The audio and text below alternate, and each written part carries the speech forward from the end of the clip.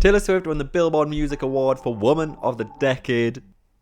Last decade, 2010 to 2020. And I think we should check out her acceptance speech because she just knows exactly what to say and how to say it. And oh, she just has a way with words that I love. But if you enjoyed the video and can subscribe, mean a lot. And my Flung Court reactions are all on Patreon if you want. If not, that is all good. But let's do it. Oh, Miss Swift, I'm ready. Let's go. Absolutely love this one, right?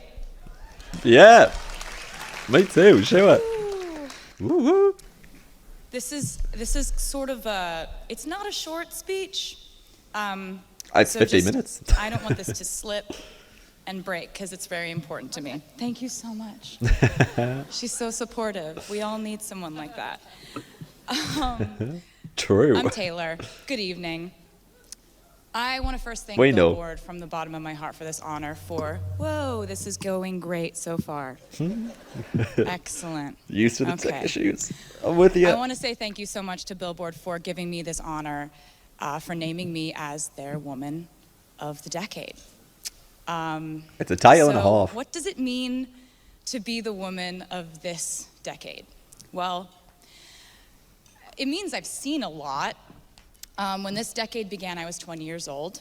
God. And I had put out my self-titled debut album when I was 16. And then the album that would become my breakthrough album, which was called Fearless. And I saw that there was a world of music and experience beyond country music that I was really curious about. I saw pop stations send my songs Love Story and You Belong With Me to #1 for the first time. And we love it. And I saw that as a female in this industry, some people will always have slight reservations about you. Whether you deserve to be there, whether your male producer or co-writer is the reason for your success, or whether it was a savvy record label. It wasn't. Oh, we know that. We know that. Love to explain away a woman's success in the music industry. And I saw something in me change due to this realization. This was the decade when I became a mirror for my detractors. Whatever they decided I couldn't do is exactly what I did. Pop off! Oh, I'll take it. Pop off!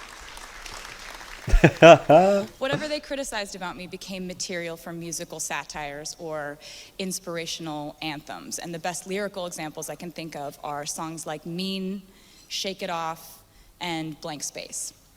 Basically, if people had something to say about me, I usually said something back in my own way. In the best way possible, and this reflex dictated more than just my lyrics. When Fearless did win Album of the Year at the Grammys, and I did become the youngest solo artist to ever win the award.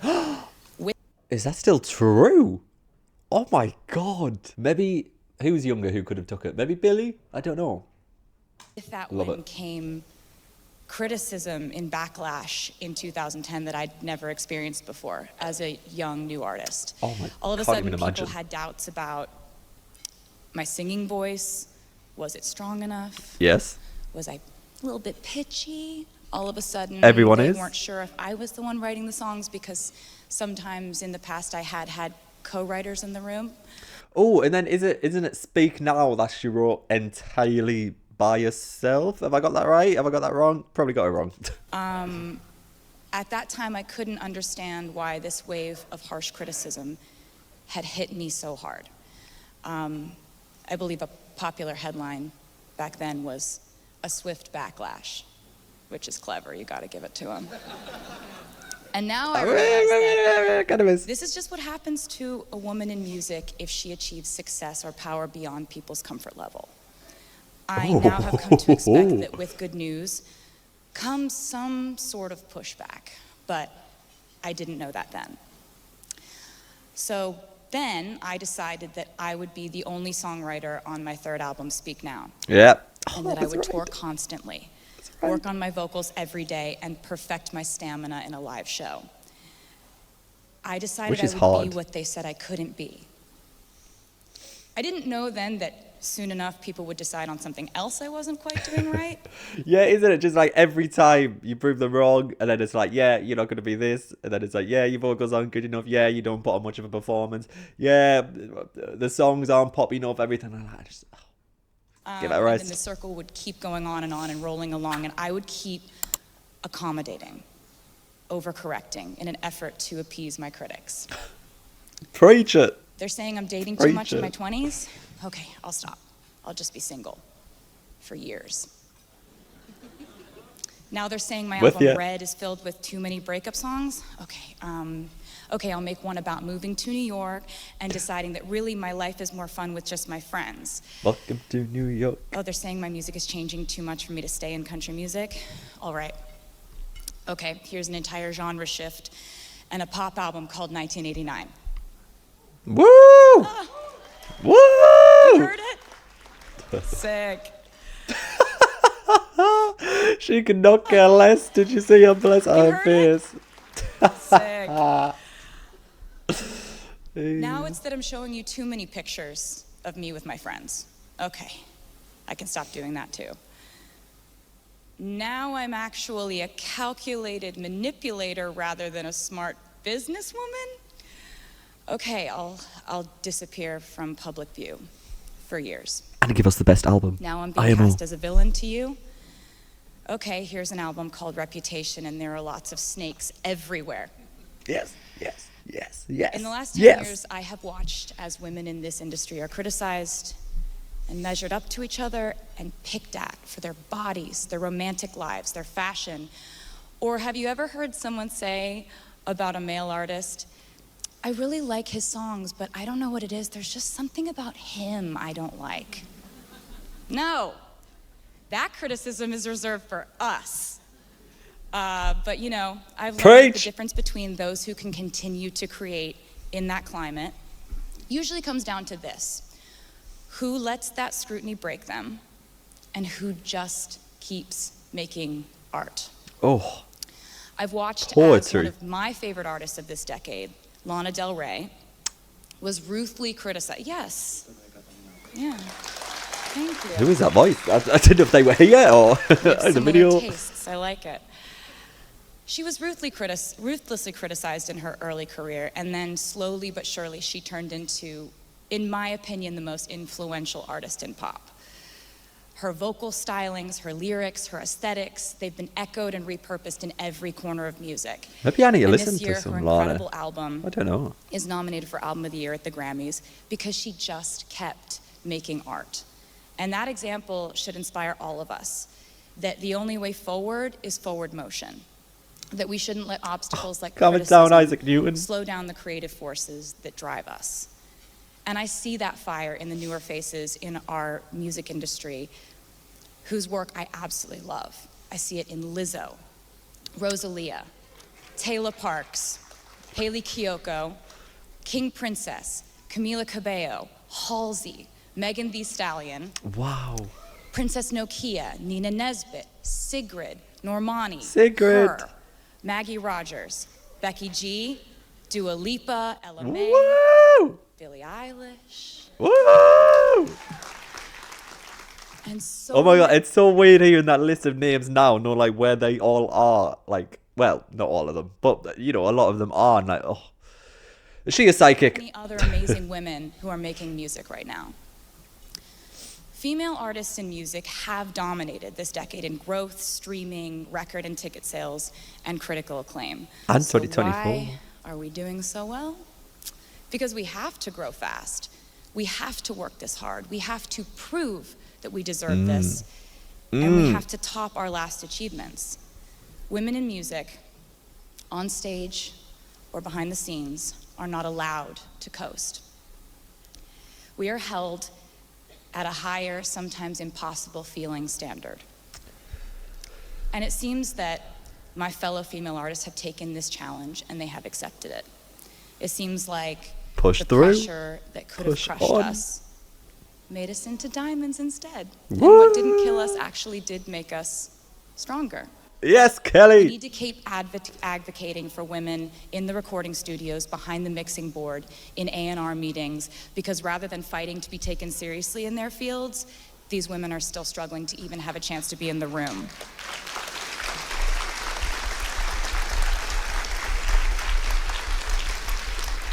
We now find ourselves fully immersed in a vast frontier that wasn't around last decade, and that is the streaming world. In music, we're Changed always walking music hand in hand forever. with technology, and sometimes that is so awesome, like how now we're able to just drop a song that we made yesterday. That's what I love about this era is now, like, people just drop songs. Like, can you imagine Taylor Swift dropping, like, TTPD and then TTPD Anthology just like that? Like, that just, things like that just did not happen back in the day. And I also find it mad that, like, you have to buy, like, CDs and you have to burn the CDs, or you need, like, you know, an iPod. And, like, oh, it's all just mad that you need all those separate things. And then, I was about to pick my phone up. It's disappeared. Now it's all I want. I've spoken out in the past about the future of revenue flow for creators and the songwriters and producers who are being left behind due to these rapid shifts and changes. I still don't think that record contracts or producers' agreements have fully caught up.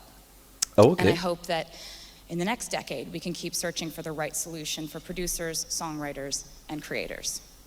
Don't you? Please, preach it. I don't know too much about it, but preach it. I'm with you. I agree. Wholeheartedly. Lately, there's been a new shift that has affected me personally and that I feel is a potentially harmful force in our industry. Ooh. And as your resident loud person, I feel the need to bring it up. And that is the unregulated world of private equity coming in and buying up our music as if it is real estate, as if it's an app or a shoe line. This just happened to me without my approval, consultation, or consent. Oh, is this After I was denied the chance to purchase my music outright, my entire catalog was sold to Scooter Braun's Ithaca Holdings in a deal that I'm told was funded by the Soros family, 23 Capital, and the Carlyle Group. That is insanity that someone else has that much control over your music, your voice, your writing, your lyrics. Like, it blows my mind. Well, actually, no, it doesn't. I can't say I'm too surprised. It's the music industry, let's be real. And she was like one of the forefronters for this, so I'm glad someone so powerful stood up and said something about it. Yet, to this day, none of these investors have ever bothered to contact me or my team directly to perform their due diligence on their investment in me. Mad. To ask how I might feel about the new owner of my art. Mad. The music I wrote, the videos I created, photos of me, my handwriting, my album designs. And of course, Scooter never contacted me or my team to discuss it prior to the sale, or even when it was announced. I'm fairly certain he knew exactly how I would feel about it, though. Well. And let me just say that the definition of the toxic male privilege in our industry is people saying, but he's always been nice to me, when I'm raising valid concerns about artists and their rights to own their music. She says exactly what needs to be said. That is, the amount of times this happens in, like, daily life, even, like, things like work. Like, I've never felt so invested in something in my life. And of course he's nice to you. If you're in this room, you have something he needs. The fact is that private equity is what enabled this man to think, according to his own social media post, that he could buy me. But I'm obviously not going willingly. As you shouldn't. Yet the most amazing thing was to discover that it would be the women in our industry who would have my back and show me the most vocal support at one of the most difficult times. And I will never, ever forget it. Woo! Like, ever. Woo woo! That is a hairstyle pop-off But point. to conclude, I will say that in 10 years, I've seen forward steps in our industry, in our awareness, our inclusion, our ability to start calling out unfairness and misconduct.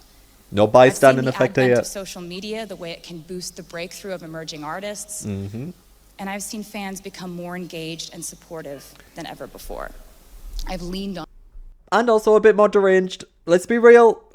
Some people on Twitter need to go outside once in their lives. Some of the stuff on there is, oh my God. And I've seen fans become more engaged and supportive than ever before. I've leaned on that support. And it has kept me in a place where, no matter what, I always wanted to keep making music for them.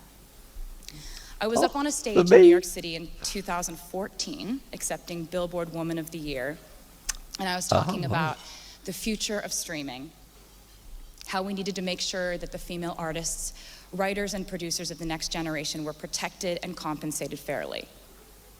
This was before my record deal with Universal last year that would contractually guarantee that the artists on their roster be paid upon any sale of their Spotify shares unrecoupable. So thank you for that. Don't know what the word unrecoupable means, but I'm going to presume it's good, so pop off. We love it. The speech I'm referring to was on my 25th birthday, and I'm about to turn 30 tonight. Woo! Wait, what? So is this held at the same time every year, or is it just that convenient that it's been on both birthdays? But my exact quote during this speech was, I really just feel like we need to continue to try to offer something to a younger generation of musicians, because somewhere right now, your future Woman of the Year is probably sitting in a piano lesson or in a girls' choir. And today, right now, we need to take care of her. I've since learned that at that exact moment, an 11-year-old girl in California really was taking piano lessons and really was in a girls' choir. And this year, she has been named Woman of the Year at the age of 17. Who is it? Her name is Billy. Oh, yes, Billy. The green hair. What a throwback. Those are the stories we need to think about every day as we do our jobs within this industry. The ones where people's dreams come true and they get to create music and play it for people. The ones where fans feel a connection to music that makes their day easier, makes their night more fun, makes their love feel more sacred, or their heartache feel less isolating. The ones where all of you in this room stand as an example for someone else in the next generation who loves the same thing that we love, music. And no matter what else enters the conversation, we will always bring it back to music. And as for me, lately I've been focusing less on doing what they say I can't do and more on doing whatever the hell I want. Yes. Thank you for a magnificent, happy, free, confused, sometimes lonely, but mostly golden decade. I'm honored to be here tonight. I feel very lucky to be with you. Thank you so much. Oh my God, what a speech. Give her the standing ovation she needs. I feel so like invigorated. I feel so empowered. I want to take on the world. I'm going to take no shit from anyone anymore. It's got me riled up. It's got me going. Like I said, she just has a way with words that is just phenomenal, and I wish I could articulate my thoughts anywhere close to the way she can. But thank you so much for watching. If you enjoyed it, because it's going to mean a lot. Hopefully I'll see you again in the future for some more Taylor Swift. Until next time.